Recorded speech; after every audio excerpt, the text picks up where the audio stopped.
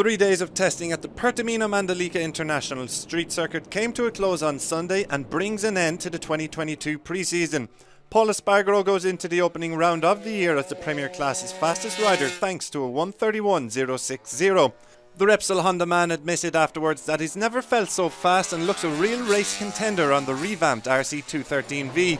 It wasn't such smooth sailing on the other side of the Honda garage, with Marc Marquez hitting the deck at turn 2, but he still managed to claim 9th on the combined timesheets. In LCR there was also a crash for Alex Marquez, while Taka Nakagami put in 91 laps as he tested out a different chassis.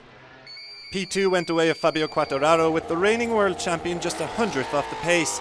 A late flying lap from Franco Morbidelli saw him take P4 to complete a good round of time attacks for Yamaha, while the Italian changed to a new front fork on his M1, which has a different layout in the carbon.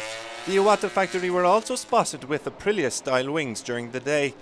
Luca Marini failed to improve on his lap time from yesterday, but it was still good enough to see him claim P3 overall.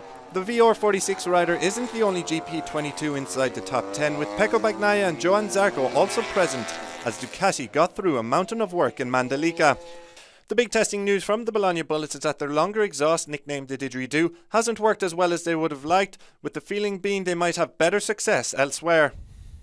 Aprilia have ended the test with both their riders sitting comfortably inside the top 10. Aleix Espargaro is better placed in P4, while Maverick Viñales is in P8.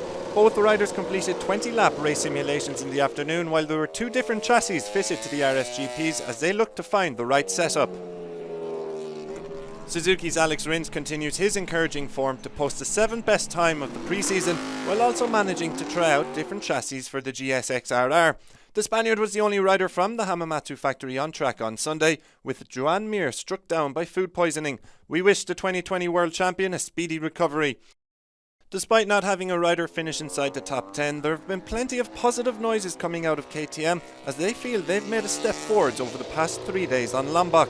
A new aero package and a modified tail exhaust were still being tested on the RC16 as they bid to get it race ready for the season opener in Qatar.